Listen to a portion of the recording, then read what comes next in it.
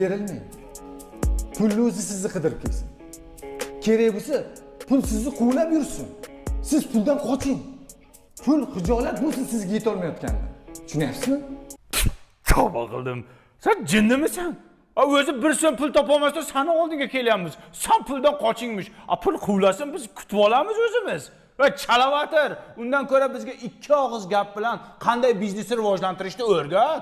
Dehqonchasiga tushuntir. Yaxshi. Biznes bu hayotning devorchasi. Obbo, yana boshladi. Biznes bu o'yin. O'yin. Dehqonchasiga tushuntiraman. Qozonga yaqin yursangiz, qorasi yuqadimi? Aha. Biznesmenga yaqin yuring, biznesi yuqadi. Qarshi. To'g'ri aytyapti, lekin bir sinab ko'rish kerak buni.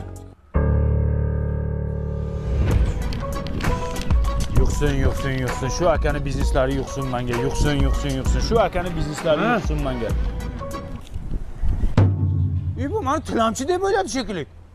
Men tilamchi emasman.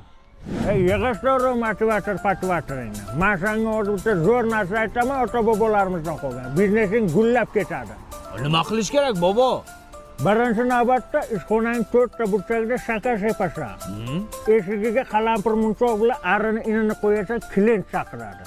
Ertalab ishlab tutasan. Bu baraka degani, balam. Qilib ko'rish kerak ekanda.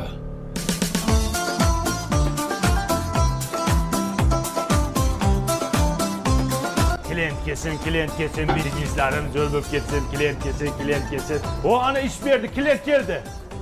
Biroq buncha sasigan sizdan kelyaptimi yo mendanmi? Yo bu Nima buncha sasiganmi?